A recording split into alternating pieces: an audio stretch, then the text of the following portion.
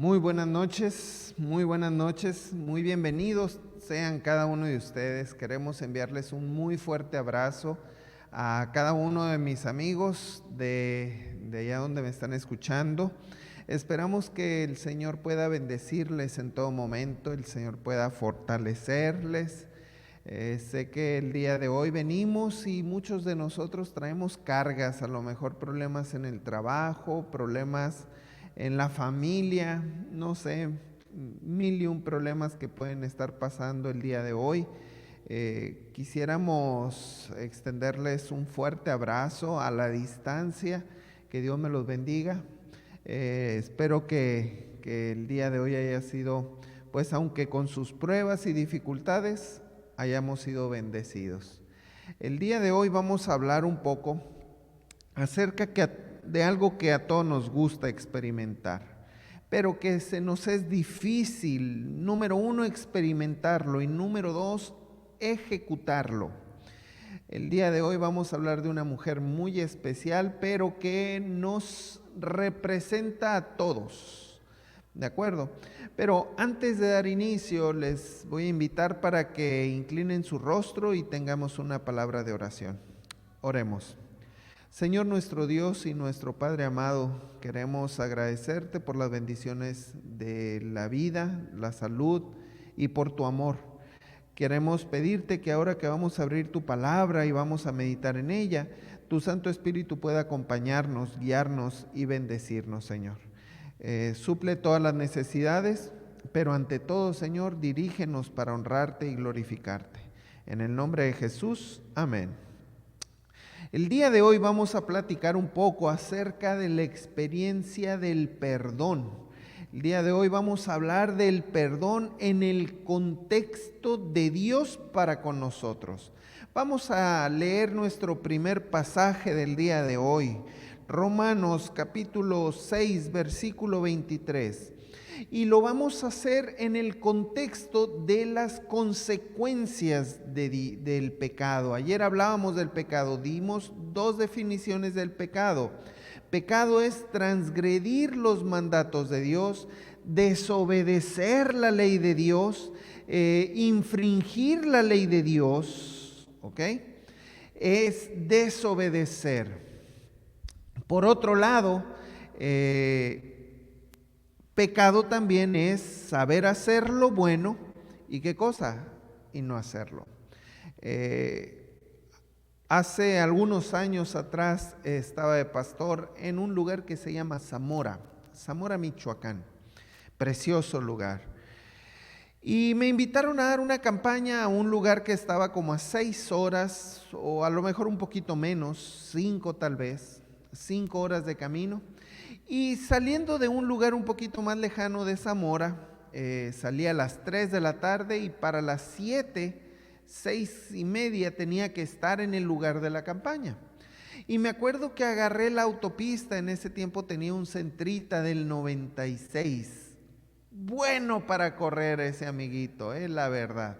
Y entonces iba en la carretera, en la autopista, iba moviéndome a 180 kilómetros por hora. A lo mejor usted no me lo crea, pero ni el humo se me veía con ese carrito. Me acuerdo que en ese tiempo nada más éramos mi esposa y yo, todavía no había ningún niño.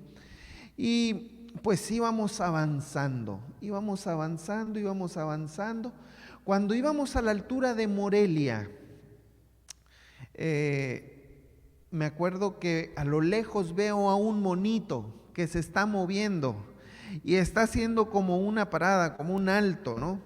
Y pues me fui bajando la velocidad, vi al monito que seguía haciendo alto, cuando de repente voy viendo que ese monito era un policía. Aquí en México se les llama Federal de Caminos. Y entonces yo vi ese policía y entonces me di cuenta de que algo no tan agradable iba a pasar. Y entonces me paró el policía, se acerca conmigo y me dice: señor, mucho gusto, mi nombre es fulanito de tal. ¿Sabe por qué lo paré?, me dice. Pues no estoy seguro, le digo, así como que de repente uno se quiere hacer tonto, ¿no? No estoy seguro, pero tengo mis sospechas. Lo paré, me dice, porque venía en exceso de velocidad. ¿Qué pasa cuando uno infringe la ley? ¿Sí? Hay consecuencias y las consecuencias no las podemos librar. ¿Ok? El hombre agarró, me puso la infracción, me dio un ticket y entonces tuve que irlo a pagar. ¿Ok? No voy a contarles más detalles de esta experiencia porque la voy a abordar el día miércoles. Sin embargo, sí quisiera tomar en cuenta este aspecto. Cuando Dios nos habla del pecado, nos habla en el contexto de, mira, fíjate cuál es el pecado, fíjate cuál es la consecuencia para que no cometas pecado. Sin embargo, cuando la Escritura habla del perdón, lo hace en un contexto muy especial. Vamos a ir a Primera de Juan capítulo 2, versículo 1. Primera de Juan capítulo 2, versículo 1. Y dice de la siguiente manera: hijitos míos, estas cosas os escribo, ¿para qué? Para que no pequéis. Pero si alguno hubiere pecado, abogado tenemos para con el Padre, a Jesucristo el justo. Entonces el Señor dice, no, te estoy escribiendo esto porque no quiero que peques, pero si pecas, quiero decirte que abogado tenemos para con el Padre, de tal manera que el Señor mismo pueda redimirnos de ese pecado, pueda perdonarnos de ese pecado. ¿Y por qué necesitamos perdón? Vamos a ir a Romanos capítulo 6, versículo 23. Romanos 6, 23 dice de la siguiente manera: porque la paga del pecado es, ¿qué cosa? La muerte, mas la dádiva de Dios es vida en Cristo Jesús, Señor nuestro. Saben, si la experiencia del pecado te lleva a la muerte, cuando ya tú te separas de Dios, llegas a un punto en el que ya no hay reverso, ya no hay un punto de retorno. En ese punto de retorno se encuentra Satanás. Satanás, si él pidiera perdón, el Señor lo perdonaría. El problema es que Satanás ya llegó a ese punto en el que él no considera que necesita perdón. ¿Sí? Él piensa que no necesita perdón.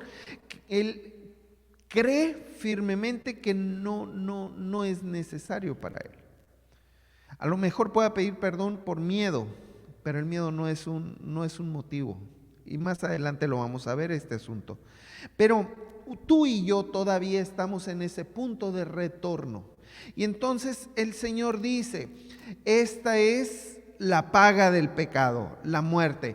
Sin embargo, el regalo, la dádiva de Dios es vida eterna en Cristo Jesús. ¿Cómo? ¿Por qué en Cristo Jesús? Ayer vimos un versículo que es clave, San Juan 3:16, y lo vamos a poner. San Juan capítulo 3, versículo 16.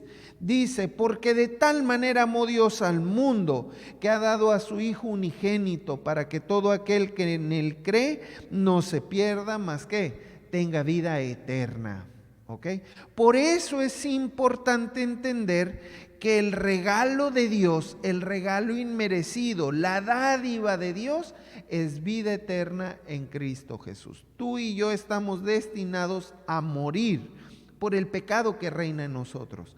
Pero la dádiva, el regalo en Cristo Jesús es vida y es vida eterna. Es el retorno a esa eternidad que estábamos viendo el día de ayer. ¿Ok? Otro pasaje que habla del resultado del pecado. ¿Qué otra cosa trae el resultado del pecado? Uno, trae muerte, ¿sí? Pero no solamente trae muerte. Vamos a ir a Primera de Pedro, capítulo 5, versículo 8.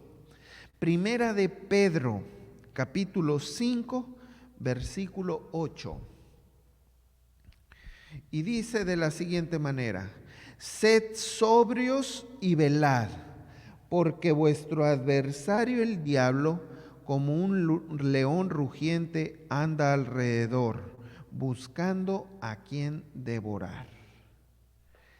Vuestro adversario el diablo anda buscando a quien devorar. A lo mejor tú y yo no entendamos al 100% este aspecto. Y quiero esbozarlo a lo mejor en un pequeño ejemplo. Dice, no dice nadie, hace como unos 10 años o a lo mejor 15 años, yo estuve apoyando a un pastor ahí en New Jersey, en Estados Unidos. Estuve apoyándolo durante un verano. Y ya para terminar el verano, los muchachos se organizaron para ir a un lugar ahí en Atlantic City. Y entonces, pues me invitaron, yo me colé, me fui y estuve conociendo el lugar. Ahí en el lugar había un zoológico. Y en el zoológico había un tigre de esos siberianos, de esos blancos, grandotes. Ese animal estaba inmenso, con un cachetón grandote. Era un gato precioso. Como uno puede de repente, como mexicano, mitotero, si usted quiere, me fui metiendo hasta que llegué a la ventana, un ventanón grueso, y llegué justo al frente del gato, del tigre. Yo no me había dado cuenta, pero me había dado cuenta que el tigre andaba rondando, pegado al vidrio. Yo lo veía como si estuviera aquí, luego. Y entonces el gatito venía, pegando su cuerpo al cristal, con la cabeza agachada. Yo no me había dado cuenta, y en esto era en lo que yo no me había dado cuenta, que abajo tenía como unas parrillas. Y esas parrillitas, pues, transmitían el olor. Al parecer, yo me imagino que al gato lo habían tenido sin comer en un buen rato, porque andaba por ahí oliendo. Y ya me imagino haber olido el gato a un gordito barbón que estaba por ahí, se le debe haber antojado un filetito, no sé. El caso es que llegó en una de las vueltas que se estaba paseando y entonces se empezó a alejar. Se alejó como unos 20, 30 metros. Y ya cuando estaba allá, volteó a vernos hacia donde nosotros estábamos y entonces empezó a correr hacia donde nosotros estábamos. Y usted a lo mejor no me crea muy bien, pero venía directito hacia mí. Quedó con el hocico abierto, parado donde yo estaba. Era un gato inmenso. Yo pienso que medía más de 2 metros. Yo no entendí o no entiendo lo que es ser totalmente una presa de un animal de esos. Pero sí, la verdad, me puse nervioso cuando vi la cara del tigre viniendo, como si estuviera cazando. Me sentí literalmente como un filete. Bueno, la Biblia dice que vuestro adversario el diablo anda como un león rugiente, buscando a quien devorar. Y yo tengo que preguntarte, a ver, el asunto es, ¿tú quieres convertirte en una presa? ¿Te gustaría ser una presa? Porque hay todo para poder ser una presa. Si vas a ser una presa, pues sé una buena presa. Pero yo tengo que decirte el día de hoy que no necesariamente tienes que convertirte en una presa. El Señor no te ha llamado para ser una presa del diablo. El Señor te ha llamado para tener vida y tenerla en abundancia. El Señor te ha llamado para que puedas ser feliz, para que te puedas gozar. En este contexto donde el enemigo te está buscando para devorarte, el enemigo te está buscando para maltratarte y destruirte, el Señor también te está llamando. ¿Para qué te está llamando? ¿Para qué? déjame te digo que el Señor te está llamando para darte vida y dártela en abundancia. Porque para eso vino Jesús. El Hijo de Dios vino para buscar lo que se había perdido, para salvar lo que se había perdido. La pregunta es si tú y yo estamos listos para que el Señor nos salve. Vamos a abrir nuestra Biblia en el libro de Juan, capítulo 8, versículo 3. Juan, capítulo 8, versículo 3, dice de la siguiente manera: entonces los escribas y los fariseos le trajeron una mujer sorprendida en adulterio, y poniéndola en medio, le dijeron: maestro, esta mujer ha sido sorprendida en el acto mismo del adulterio. Es tan interesante, pero estas personas se concentraron en traerle al maestro, a la mujer. Y la pregunta es, ¿por qué a la mujer y al hombre no? ¿Por qué? Pero lo cierto es que eso no es válido. ¿Por qué no es válido?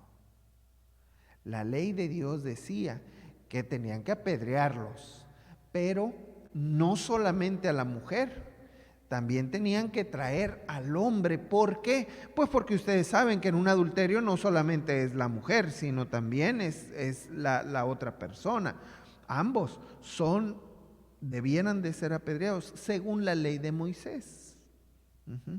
Ahora, ustedes me van a decir, sí, pastor, pero yo no soy un adúltero, yo no cometo esos pecados. Bueno, pero estamos hablando de una mujer pecadora, ¿sí? Y según la Escritura, todos los pecados son iguales. Según la Escritura, tanto peca el que mata, como el que adultera, o como el que dice mentiras, o como el que codicia. Es pecado, finalmente. Dijimos, tan es pecado saber hacer lo bueno y no hacerlo, como es infringir la ley de Dios.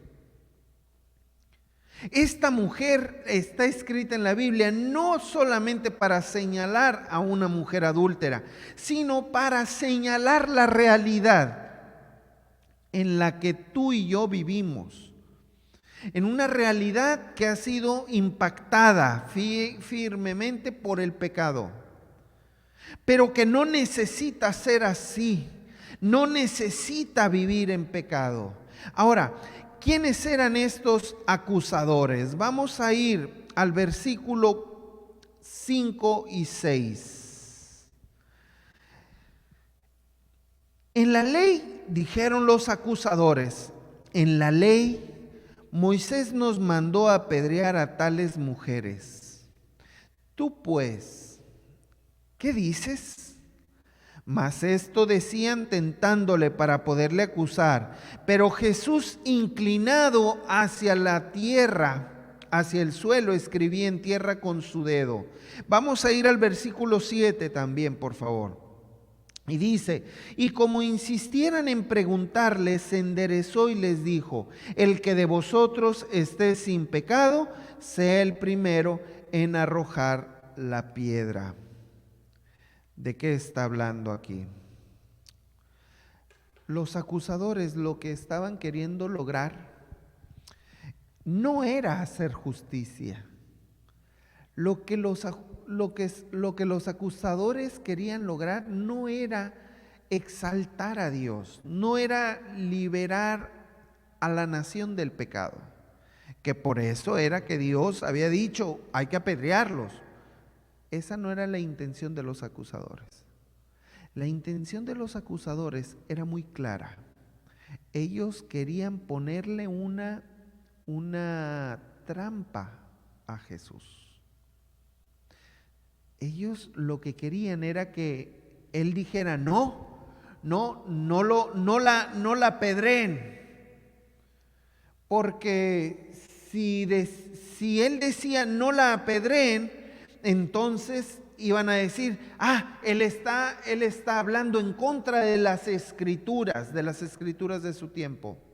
Si Jesús decía, no, pues apedréenla, entonces ellos iban a ir con los romanos y les iban a decir, mira, Jesús está queriendo tomar el lugar del romano.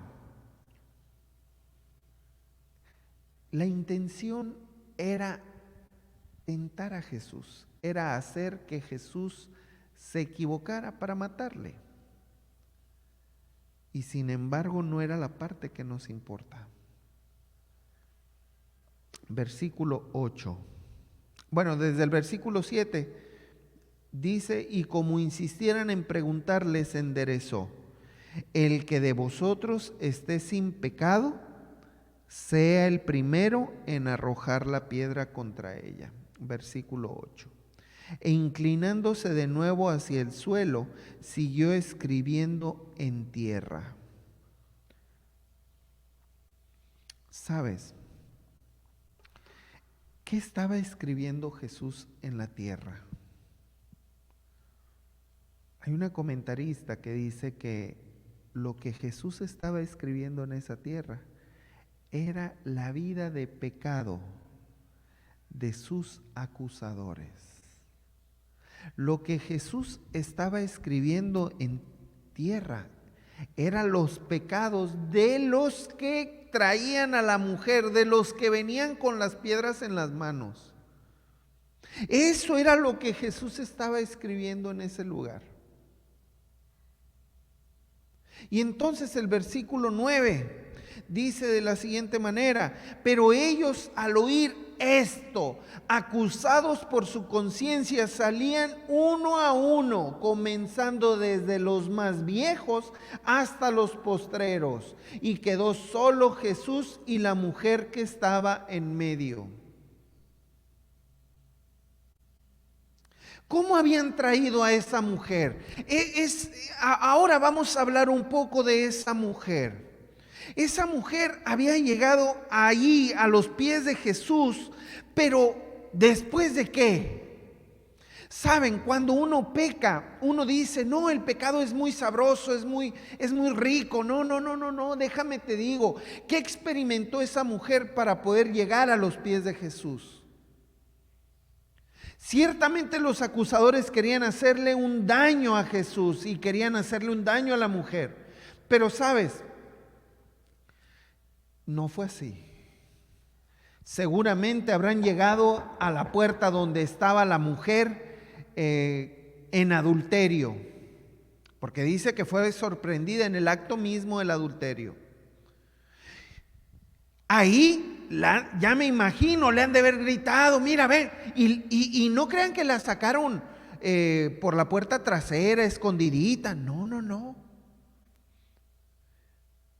Se la han de haber agarrado, a lo mejor de las greñas, no sé, alguien le ha de haber dado hasta una patada, no sé, le han de haber escupido, le han de haber gritado, le han de haber humillado, le han de haber pegado, la lastimaron en general.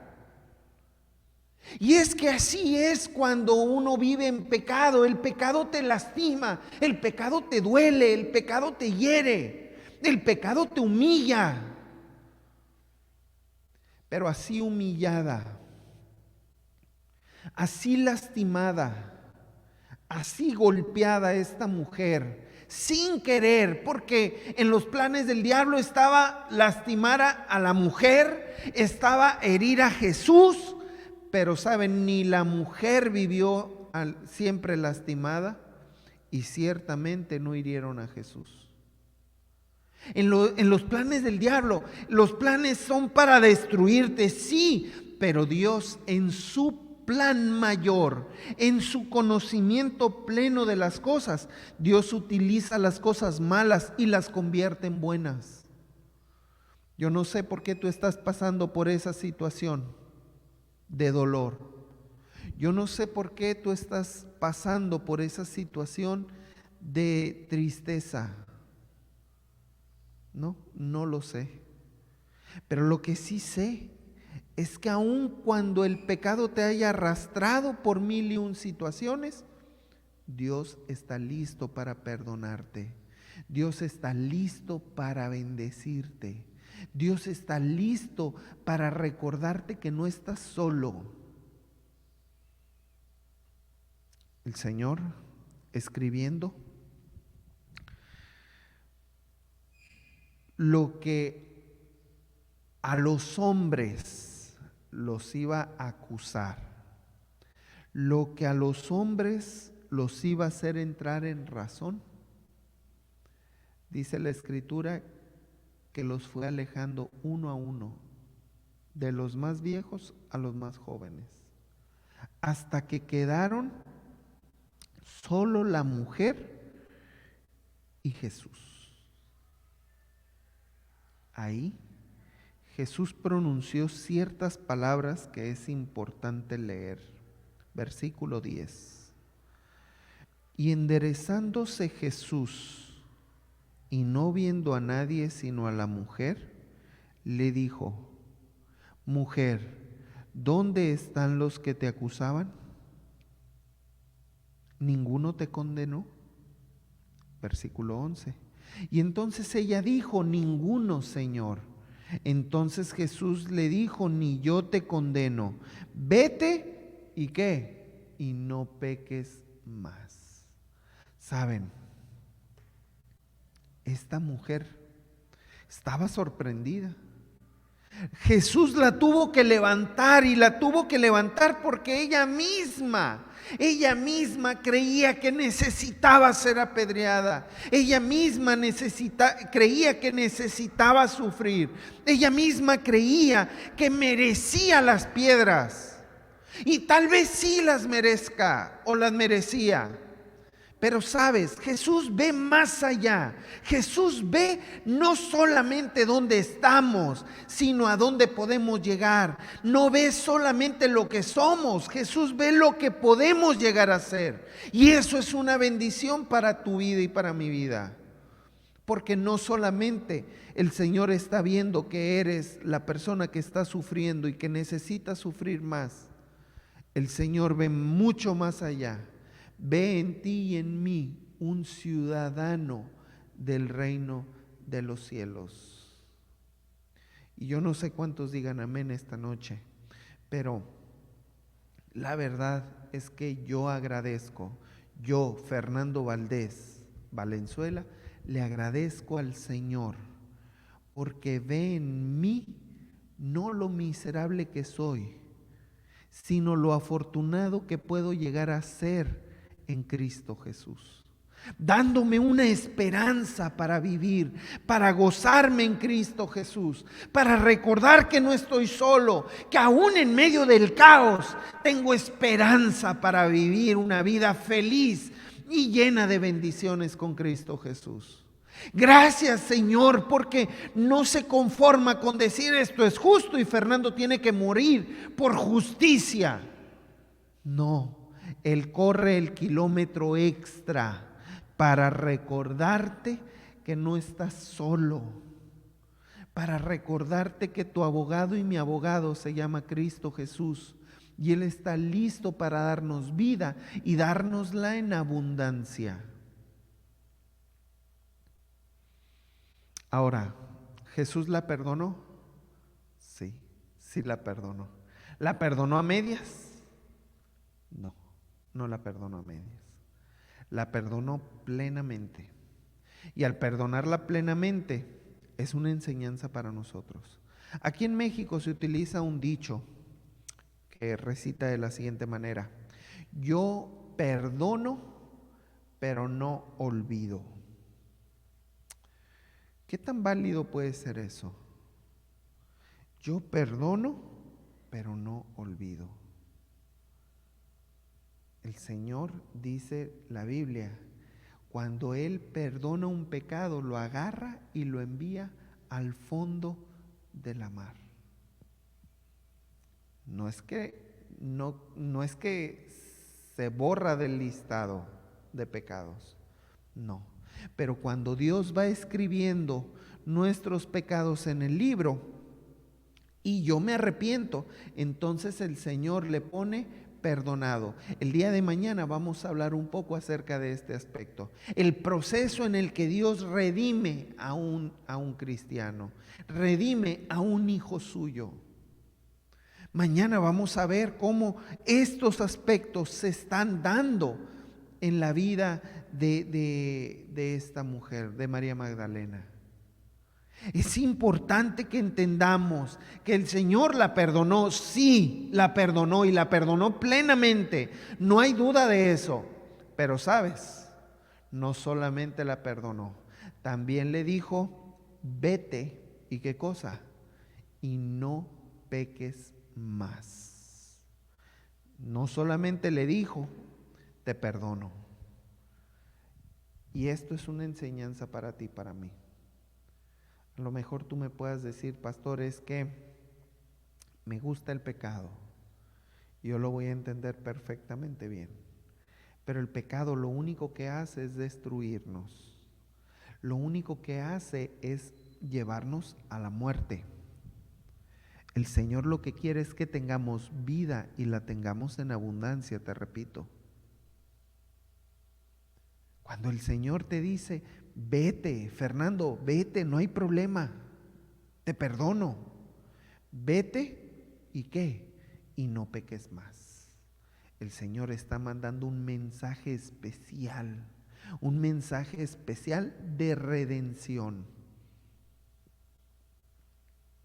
¿Estamos listos para aceptar ese mensaje de redención? La mujer agarró y se fue. Pero saben, esa mujer acompañó a Jesús en momentos muy especiales. En momentos tan especiales como que fue la única mujer que pudo ungir a Cristo Jesús antes de su muerte. Y no solamente eso, fue la primera que se enteró que el Redentor vivía aún después de la muerte. Vamos al siguiente versículo, por favor.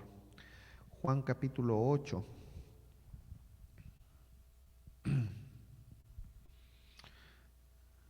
Versículo 12. Otra vez Jesús les habló diciendo, yo soy la luz del mundo.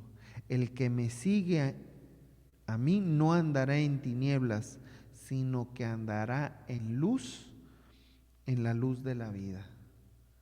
Mi estimado amigo, mi hermano, el día de hoy yo quiero recordarte que el Señor ha enviado a su Hijo para que tengamos vida, no para que tengamos muerte. El Señor ha enviado a su Hijo para que sus hijos andemos en luz, en la luz de la vida, no en la luz de las tinieblas. No hay luz en las tinieblas. Habrá mucha gente que me diga, pastor, es que usted no sabe lo bueno que se siente andar en la disco, andar en borracheras, andar en el cine, andar aquí, andar allá. Y a lo mejor tendría razón. Pero esos bienes que uno siente son bienes pasajeros. Ese sentir de felicidad es una felicidad fugaz, efímera y real. La única vida que podemos encontrar es en Cristo Jesús. Y es por eso que hoy yo te quiero invitar en el nombre del Señor, para que tú entregues tu vida a Cristo Jesús. Ya no estés peleando más. No esperes a que el diablo te pegue una revolcada como le pegó a esta mujer. No esperes a que el diablo te humille, te haga estar adolorido, te lastime. No. Porque cuando el diablo agarra a alguien, no lo suelta tan fácilmente. Y sin embargo, tú hoy escuchas la voz de Dios.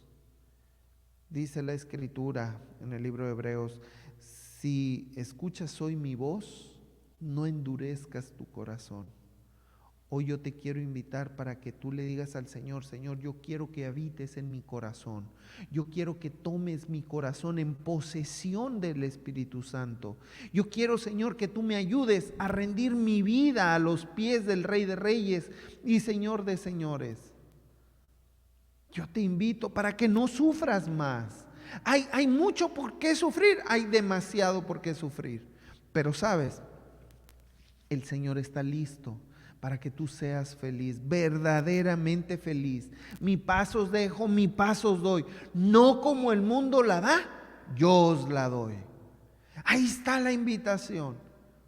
¿Estarás listo para decirle al Señor: Señor, aquí estoy y estoy listo para que tú obres en mi corazón?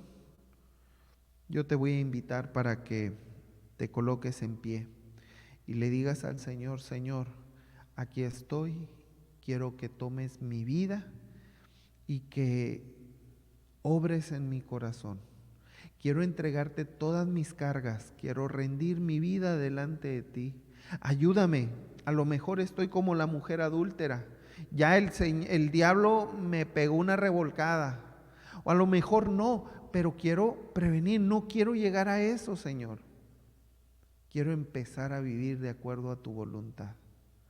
Si tú quieres que el Señor te bendiga de esta manera, yo te voy a invitar a que te coloques en pie, porque el Señor espera que tú puedas entregarle tu corazón al Señor.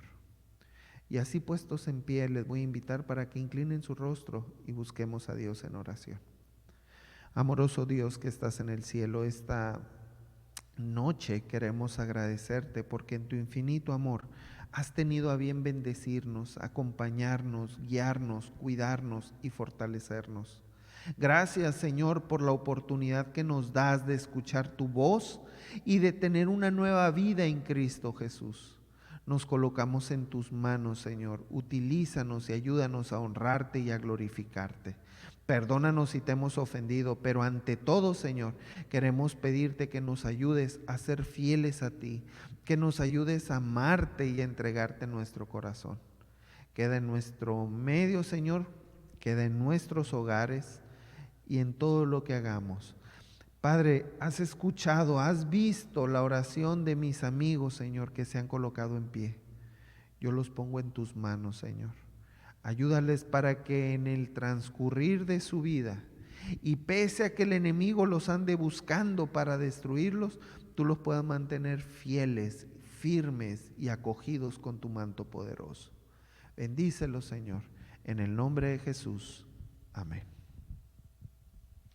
Que Dios les bendiga. Nos vemos el día de mañana a la misma hora y en el mismo lugar. Que Dios me los cuide. Tengan una feliz y muy bendecida noche.